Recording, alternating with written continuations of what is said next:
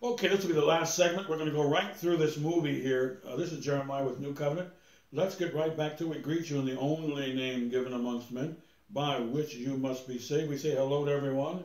We say Carlos Efate. We say Shalom. We say Welina to my Hawaiian friends. Kona Kona Uki Uki Kona Kauai. Everybody around these plateaus, we say hello. And let's get into Babylonian entertainment. We've talked about science as fiction. I'm going to let that go. We're going to get right to the movie here. And I want to talk about this movie. I'm going to give a quick summary, rapid fashion, okay? As to how I screen movies and how I view things personally. In other words, I don't share a lot of information in terms of watching a movie or my Bible studies because I have thousands of studies, or I should say hundreds, and that I've gathered over the years. I have some thesis work on a master's degree pertaining to entertainment, which we're talking about today. I have some other work on psychology and so forth, and a lot of work pays off, as they say. You work, you learn, and one of my favorite movies is Cyrano de Bergerac. It won an Academy Award here in the United States, which is what we call a decent movie. We can recommend that movie from an American perspective. It has Christian values in it, and so I can support that movie. He talks about how God gave him the gifts of enjoying the world, and he's happy about it. He always puts down being rich and hanging around rich people and being plastic and being sneaky. That's one of the main themes of Cyrano de Bergerac. Is if he puts down the hero, which we like, and I like the guy. He's an acceptable Christian type guy. Whether or not he's saved necessarily, but his words are good. He doesn't want to hang around rich people who are plastic and who are not genuine, and so on. And he turns down an offer to basically work with them. He likes being a man's man, kind of like my dad was, about they wanted to rewrite his script for a movie, and he said, no, that's the way Cyrano is. I don't compromise. I don't make friends with people who aren't my friends, kind of thing, and we like that. Okay, I like it. I love it. Okay? But he has a lot of lines in the movie that pertain to maintaining your integrity and so on. And there's nothing wrong about being on fire for integrity, honesty, and keeping your word and all of this stuff.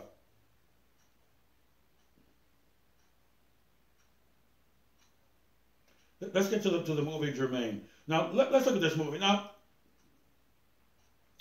these are what I call Babylonian movies because you never know what you're going to get. It's a grab bag. It's like chocolates. You never know what kind you're going to get until you bite into the chocolate. And in general, we Quaker types, we just say no to all of the stimuli in general. However, you get you a G-rated movie or something and you screen it for your children or your brothers, or even yourself. If you see too much garbage in some of these movies, if you're G-rated and so forth, then just turn it off.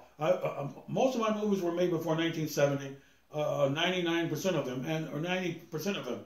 And I don't have to screen them because they screened them before. They screened the movies. No cursing, no this, no that. Okay, so then it's acceptable before 1960, 1970. However, there's about 10, 15, 20% of those movies that Hollywood pushed the envelope and pushed Babylon on us, Israel. In other words, we're submitted to God, and they aren't submitted to God. That's what Israel means. They're not submitted to the law, and so they push lawlessness on you through the movies. Now, fortunately for us in America, 50% of them are really sound movies, just like the movie that I referenced to you, Dangerous. She honored marriage. She wanted to run away. Her heart went the wrong way, but the law and to do things right, she got it right at the end of the movie. And we say hip hip hooray to Hollywood for doing the right thing and the actors involved. Very simple. As a matter of fact, that's one of the best performances of any actress I've ever seen. And that's not by the main actress, but by the co-star actress. And that's my little sweetheart, Margaret. Let's get going. She's one of my favorite actresses. That's what I mean. Now, here we go. Not that the Betty's not. Let's get to the lesson germane.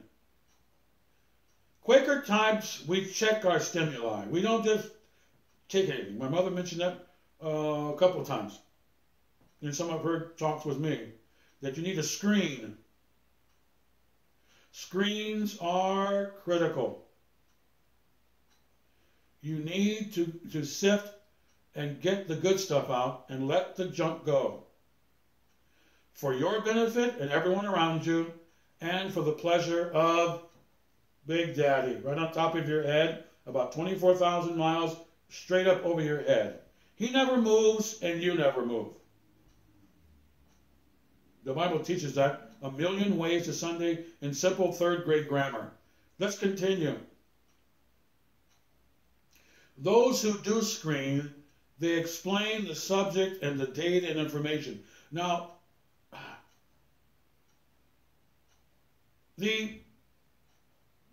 when you just go into this stuff, what you're doing is you're setting your mind up for mental illness. And this is how serious this is, because you want to keep your peace that comes from doing what God wants you to do, which is screen yourself, be honest, be caring, and so forth. And that's how you're going to keep your peace. That's why the Bible calls the gospel of peace, because that's how you get peace. There is no peace without you reconciling yourself with reality. None. Forget it. I see people in movies, hit a rap art or someone, they get peace signs or whatever. Okay, I hope they have peace. I'm not saying they don't have peace. What I'm saying is I know the requirements for peace. And it's the law of God and it's teaching mercy. That's how you get peace. I teach the law and I teach mercy. And as Paul said, we teach the fear of sin. That's what we teach. But we also teach forgiveness if you do make a mistake. Such as the woman who made that movie I was surprised that she made, where she left her husband basically for no reason, broke his heart, yada, yada, yada. She can be forgiven for that. But that's a pretty big transgression, isn't it? It is. That's a monstrous error by not just her, but Hollywood also. Okay? Because God is merciful, but he hates sin. He hates it when you hurt somebody's feelings, like that husband. Obviously, his feelings were obviously hurt terribly. Even though he was having some problems getting his mind together, doesn't mean he should be discarded and hurt. That's the bottom line of the movie. So you can run off with an artist and look at paintings and laugh and be a clown, which is essentially what the woman did. She became a clown. Anytime you leave your responsibilities, you're a clown. Especially if you laugh about it. Ha ha ha, I left it. Ha ha ha, I did that. You're a clown. And you're of no value to God. Because even though you made a mistake, you still want to embrace the law, right? Paul calls that righteous indignation. You know, you're mad at yourself, and you ought to be. That's the point. In the movie, neither one of the people, the brother and the ex-wife, she actually technically, biblically, that's still his wife, in spite of what she does, unless he files for divorce. He can file for divorce. She can't, biblically, according to the Mosaic law, which goes into the new covenant. Okay? Now, let's get back to this lesson. Let's get case in point. I'm giving you a lot of overview here. In other words, the lady or people who make these mistakes, and people who make mistakes in lives in general, who give into stimuli, who make mistakes, do things that are not pleasing to God, hurt people's feelings, hurt their husbands, hurt their wives, hurt their family, hurt their friends, hurt their neighbors. they can be forgiven, and we preach that here big time. However, the word reprobate comes to mind. A zombie can become a reprobate. That means that you just keep going in the wrong direction, and pretty soon you've lost it, and you're just a machine of sin and hurt and harm and lies. You're just a machine, and you're on that railroad track, and you may not ever get off. If you don't get off, you become what the Bible calls a reprobate, which means it's too late. You can't be saved, you can't be forgiven, and this is a horrible state. Okay? It's just the worst state of mind for a human being, especially during the 2,000-year Christ era. Let's get to the movie, Jermaine. The movie is called Wonka's Factory, the Chocolate Factory, Willy Wonka and the Chocolate Factory. And let's talk about this movie for a couple minutes. Why is entertainment you want Christian themes? This movie has a secular, humanistic Christian theme. The chocolate owner mentions the Lord one time, I think. That's good. That's very good. And so the movie is not an entirely bad movie. And let's get into this. When you get into the middle of the road, into this wishy-washy, I'm going left, I think that doing the right thing is the way to go, and then I'm going to laugh about doing the wrong thing, which is what basically Babylon is. Babylon is basically where, in America right now, people will say, oh, I want to do the right thing, and then the next 5 minutes, they're just forgetting about it, and they're going, let's just do something wild, and I've just made fun of Cindy, and it's no big deal. I hurt her feelings, but let's just keep on laughing. This is what a lot of America does, because it's essentially Babylon. And a lot of people who are middle of the road, it's not good, because you need to galvanize where you are. This is what makes these Quakers, these Mennonites, these Amish people such wonderful people, because you can join these organizations and they don't allow you to go all over the place. They have rules and they're good. They're good restrictions. They're good rules. Because it guards your soul. One of the problems with all of this Babylonian all over the place stuff is one man doing good is good, and like Wonka says, the Lord wanted us to do this, and then the next minute he says, are we going into hell or something? And I think that guy's all over the place. The bottom line is it's not good. It doesn't mean you can't watch the movie, but if you do, you need to employ your brain. And let's get into this. You need to explain the errors intelligently with a critical mind, for not just for children, but for everybody involved. Most Americans right now have the mentality of a child. That's the way it is. The average education for the average adult in America is probably about the fifth grade grammar level. If at fifth grade level. This is not good. It doesn't mean that people aren't lovable or that they're not positive members of society. Don't get me wrong. The bottom line is that you need to have tools in order to understand your world. And education and Bible study, you need it. You need it desperately. You need it really. You need it. Now, when rules are bent, which is what Babylon does, it's confusion.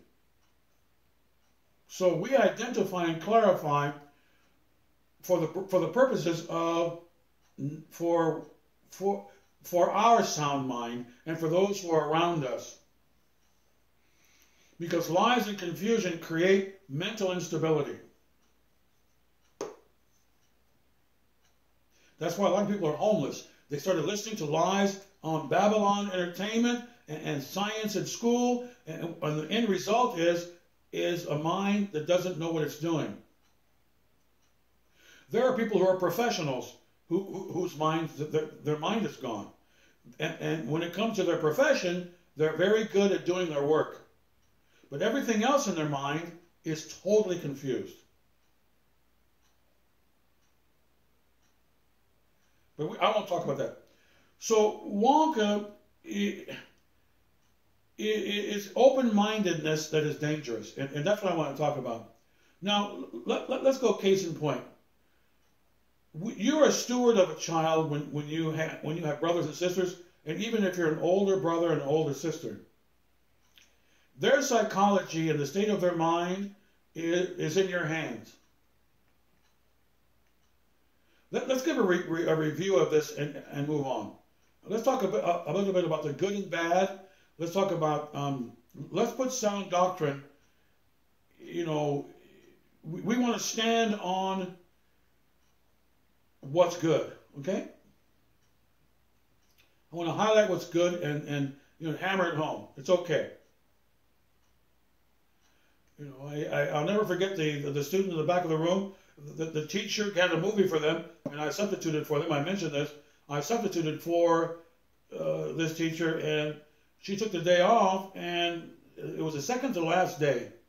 It was a movie, so she just took the day off, and I put the movie in, and the movie was too far advanced for the students, especially when it comes to violence.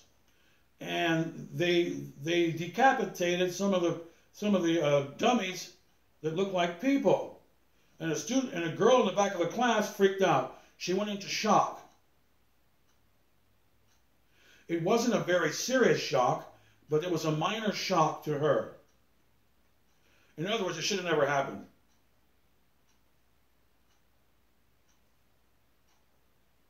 It should have never happened because you introducing stimuli to people that's too tough for them to think about and to sort is not good. That's why I would never show kindergartens or first graders basically any movie at all. Unless it's really, really super G-rated. Okay? As usual in the 80s and 90s, as you know, Hollywood started pushing the envelope for children, where there was a lot of violence, a lot of adult content, romance content, violence content, adult conversation was inserted in the movies so that the children could grow up faster than they should grow up. Also introducing stimuli to make them cold people. What happened to that young girl was her mind was being changed by that stimuli. After the movie was over, her personality has changed. She's no longer the sensitive girl she was before. She's starting to become desensitized to basically evil, which is what Babylon and Hollywood are very good at doing. Let's continue with this movie as I wrap this up. So let's go item by item. The first thing in this movie is that sweets have sugar in them, and sugar is not necessarily good for kids. Now, the second item is good. The music in the movie, most people like it, and that's what's important. That most of the people who watch the movie, they really enjoy the music. Okay? And there are children laughing and happy, and you just can't beat that for a movie and imagery. You can't beat it. I don't care where you go or what you do. Children happy with candy, that's what the nicest thing that you could look at. Right? I mean, I don't know how you can beat that. Okay. The first major issue is probably, I'm going to say the first major issue is probably the grandfather. The grandfather is lazy, but he gets up to dance for candy. And his daughter is working her tail off, working hard. Very hard. That's a little disturbing. The grandfather should have gotten up since he's healthy and worked and helped his daughter with the family and providing. That's one of the first major issues, and it's not a minor issue because he got up for the candy trip, but not for his daughter. That's not good. Another issue is the colors and the beauty of the movie are very, very wonderful. The candies. But the problem is, it's kind of being used to drag you in. to some possible dangers. Let's continue. One of the big issues in the movie is supervisory issues. Where are the parents with the children in the store?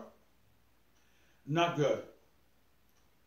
Children's supervision in this movie is bad. It's really very, very bad. Let's continue. Mr. Slugworth talks to the child, and he doesn't push Mr. Slugworth away. You're not supposed to listen to strangers as a child, number one. There's another big mistake in the movie. That's not a minor issue. Another issue is the grandfather is not only lazy, but he dances for candy, and his energies are okay now. Going back to the earlier point. The next point is the mother's advice to the child. He doesn't listen. He doesn't have to learn as a child, but he could have learned. He stuck to his ground, whereby that education, Sunday school were all out the window. This is not good. As a matter of fact, you can learn from this that the boy went through a lot of emotional distress. If he would have been studying his studies in school and studying his Bible study, he would not have been so depressed. Let's move on. Now, Wonka pretends to be handicapped, and then he rolls and jumps up. I think that's a little disturbing, and I didn't particularly care for that. Also, the children are signing a legal document that's binding. That's nonsense. Children cannot sign papers. It's supposed to be illegal in the United States of America. Wonka insists there's no dangers in the movie. No dangers there at all. And he lies. There are a lot of dangers for the children. That's why he had them sign it. And the parents, of course, we won't go into that. Washing your hands. These children and the parents have been wandering around, and all of a sudden they're eating tons of candy. They're sticking their hands in candy, and they haven't washed their hands at all. This is not too cool. So Wonka's already lied to them once. He said there's no dangers. That's not good. He's legally bound to protect the children with guardrails, etc., and he didn't really have any of it. Also, they're eating food off the ground. This is just not cool. Wonka's popping candy, it's bouncing all over the ground, and they're picking it up and eating it. This is also not cool. Let's move on. Let's go back to supervision. Wonka is giving everybody candy, and he says, you can go. The children and the parents split up for some reason. And the parents stick their hand in candy without washing their hand, and they are also doing what? They don't know where the children are in a factory. This is not good. Let's continue. What about the little boat they get in? And this is the main issue in the movie. And they get in a boat, and all of a sudden, Wonka says, "Are we going to hell?" This is way over the top.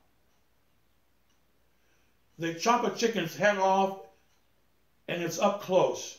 It's a close-up. This is unacceptable for children. Totally. This idea where we might be going to hell as the flames of fire, this is not entertainment. This is one of the main reasons why the movie is no good. Now, if you watch the movie, like I said, and you explain to your child or your brother or sister, you know, as you delve into Babylon, that's what we're dealing with, Babylon. Babylon is an area where things aren't screened. That's what Babylon is. If you went with Goliath to go to Philistia, to where the Philistines live, you'll notice there are no screens. You can hurt anybody you want to hurt. You can lie. You can laugh. You can do almost anything. Why? Because that's Babylon. What made America what they call God's country and so forth was rules and regulations. That's what made America special, and that you could live the American dream to a certain extent here, based upon the fact that everybody was going along with rules. That's all. It's just that simple. I'm going to love my neighbor the way I love myself. Well, you can't find better people to hang around than that, can you? No. Is most of the world like America? No, I got news for you. 90% of the human beings who have ever been born of a woman, they face nothing but problems and very severe circumstances in their life. I didn't do that as a kid. I'm one out of a million human beings that have ever been born. But let's continue. Supervision is really bad because this guy is being pretty wacky. And for you to leave your children around a person who's dancing on his head and clowning around, it really makes things worse. Now, he's making a point in the movie, which we understand, which is children need to learn right now. That's one of the main points of the movie that we don't argue with. And he's trying to do that, but he's doing it wrong. He's trying to teach and make examples of, let's be responsible, parents want your children, whatever, and do your homework and so forth, but he's doing it in the wrong fashion.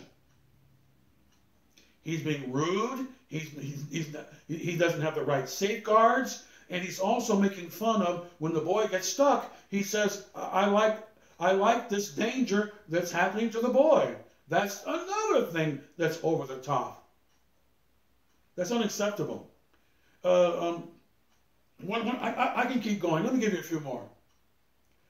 Oh, the humans, the little munchkins, the little Oompas were eaten by monsters alive and all this. That's also something over the top. That's basically unacceptable, basically for children. For adults, I might go along with that possibly. You know, I mean, but for children, he mentions that, which he shouldn't have mentioned. He mentions alcohol. It's okay, kind of. Then he mentions a little bit of folly is okay. Okay, which means he's schizophrenic. He's going left and right, and he's making nice, wise statements. Then he's saying a little folly and stupidity is okay, or whatever. It's okay. The bottom line is it's not acceptable in general, right? Because you need to screen this kind of stuff. Because what goes into the mind might stay in the mind. That's the point. It's called the power of suggestion. If it was never introduced, you may not think about it. That's very significant. Let's continue. Okay, he never consoles the parents, even though the children are basically, their lives are in danger, and he acts like it's not a big deal. That's not good. For him to tell the parents that they should have trained their parents better, and that children should obey, and we can't protect children who do the wrong thing all the time, I get that point. But he goes too far with it. It makes the movie uncomfortable. Now the movie ends very well, doesn't it? It sure does.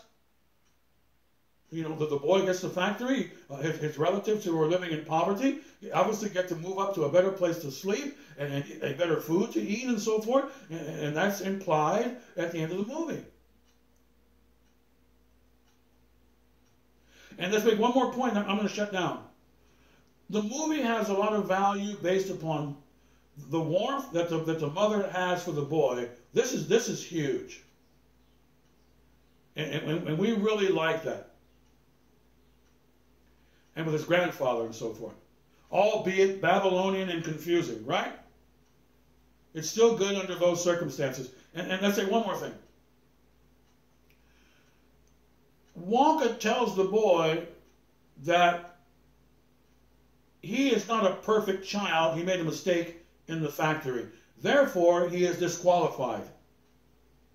That's a good biblical point that we Protestants hang our hats on. One of the main points in Bible study is you never earn anything from God because you've never been perfect. Only perfect people earn from God. You can't say I helped a lady out, I gave $100 to church, and God owes me, he's going to give me this. You can't do that. That's one of the main principles of American Protestant Christianism. Okay? That's it. He told the boy, and he got emotional, and that was the proper time. When he got emotional about going to hell or something, that was totally schizophrenic and should have never been in the movie. But at the end of the movie, when he says to the boy, "You did wrong, you get nothing," that was excellent, because even children need to understand that God owes nobody nothing who's a human being because of sin, and we all make mistakes. We've all hurt people's feelings. We've all done something wrong. The little boy did something wrong, and it might have cost one of the Oompas their lives or something, as far as cleaning and whatever, and that's a good point. That the chocolate factory he's going to get is not based upon him being such a good boy. Now, since he was the best behaved boy, that makes him a candidate. But not based upon him being perfect and earning the factory. That's my review. And the movie ends with a very warm exit in the movie with beautiful music. But the Protestant point is extremely significant.